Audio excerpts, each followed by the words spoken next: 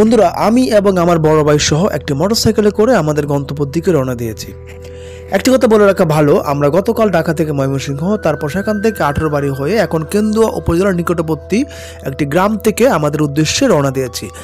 গ্রামের আঁকাবাঁকা মেঠোপথ পেরিয়ে আমরা এগিয়ে যাচ্ছি ইতিহাসের এক অনন্য নিদর্শন দেখতে।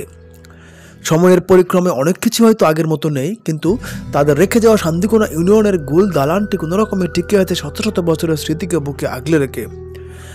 আমরা যেতে যেতে গ্রামের মায়ায় মোড়ানো অপরূপ সৌন্দর্য আপনাদের জন্য তুলে এনেছি ক্যামেরার চোখে।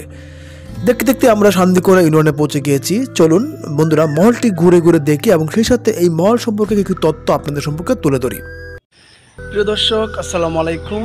নেত্রকোনা জেলার কেন্দ্রীয় উপজেলার শান্তিকোনা ইউনিয়নের গুলদালান থেকে আপনাদের সবাইকে আমন্ত্রণ জানাচ্ছি। আমি মনির মোহাম্মদ। আপনারা দেখতে পাচ্ছেন যে আমার পেছনে হচ্ছে এই গুলদালানটি। এটি অনেক বছর পুরনো। এনে বিস্তারিত সকল তথ্য আপনার সম্পর্কে তুলে ধরবো ইনশাল্লাহ।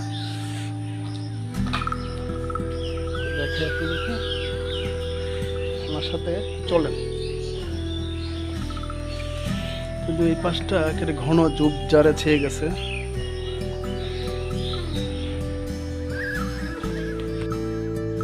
নেত্রকোনা জেলার কেন্দুয়া উপজেলা শান্তিকোনা ইউনিয়ন পরিষদের পাশে অবস্থিত এই ঐতিহাসিক তালুকদার বাড়ি তথা এই গুলদালানের অবস্থান।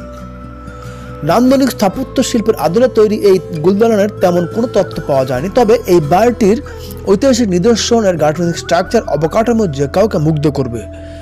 জানা যায় একসময় এই মহলটি ছিল এই এলাকার সবচেয়ে আধুনিক ও রাজকীয় ঐতিহ্যের ধারক ও বাহক।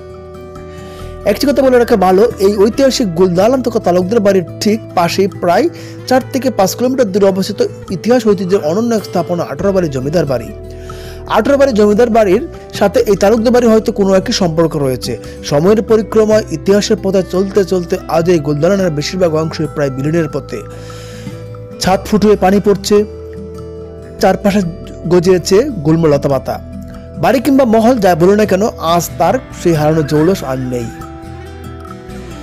এ চারপাশে যেন ঘন জঙ্গলে ছেয়ে গেছে। পরিষ্কার পরিচ্ছন্নতার অভাবে আজ এই বাড়িটি যেন এক ভুতুরে বাড়িতে পরিণত হয়েছে।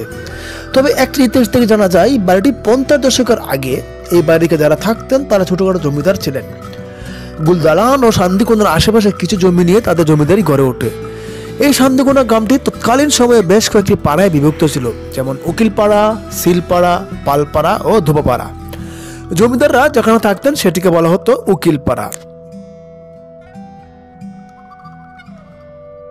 ওই পেরিয়ে গেছে অনেক, উকিলপাড়া নামও আজ এখানে শোনা যায় না। ইতিহাসের পাতা থেকে তিলে তিলে মুছে যাচ্ছে শান্তিকোনার ঐতিহাসিক গুলদালান তথা তালুকদার বাড়ি। প্রিয় দর্শক, আপনারা যদি আমি একটু আবার ভালো করে দেখেন, একটু দিন লক্ষ্য করে দেখেন যে পুরো বাড়িটিতে কোথাও কোনো দরজা, জানলা কোনো কিছুই নেই। মনে হচ্ছে যেন সময়ের পরিক্রমায় কালের গহ্বর এগুলো ভেঙে চুরমার হয়ে গেছে, হয়তো বা কোনো কারণে অদৃশ্য হয়ে গেছে, হয়তো হতেও পারে, জানি না আমরা। কিন্তু এটি যে এক সময়ের ইতিহাস একটি ধারক বাহক নিঃসন্দেহে বলা যায়, কারণ এর গাঠনিক স্ট্রাকচার দেখলে বোঝা যায়। প্রিয় দর্শক, আমরা একটু এই পুরো বাড়িটার চারপাশে দেখানোর চেষ্টা করে দেখুন। বাড়িটির চারপাশে শুধু বিভিন্ন ধরনের সবুজ লতা পাতা উদ্ভিদে ঘিরে রেখেছে, আর কোনো কিছুই নাই। কোনো রক্ষণাবেক্ষণ করার কোনো চিন্তা ভাবনাও কারো নাই। দেখুন প্রিয় দর্শক, আমি পুরো বাড়িটার চারপাশটা আপনাদের ঘুরিয়ে দেখানোর চেষ্টা করছি। এই পাশে দেখুন, এই দেখুন যে গুল্ম লতা পাতায় পুরো বাড়িটা যেন একেবারে ছেয়ে গেছে। দেখুন, এটা হচ্ছে বাড়ির একেবারে সামনের দৃশ্যটা আমি আপনাদেরকে দেখানোর চেষ্টা করছি। দেখুন, কেউ বলবে না যে এটি একসময় একটি মহল ছিল। দেখুন কি অবস্থা, মানে একটা ভয়ানক ভূতুর একটা পরিবেশ। আপনারা হয়তো বুঝতেই পারছেন, আমি যেহেতু ভিতরে গিয়েছিলাম আমি বুঝতে পেরেছি। সামনে একটি পুকুর রয়েছে, পুকুরটি আপনাদেরকে দেখাই, চলুন আমার সাথে।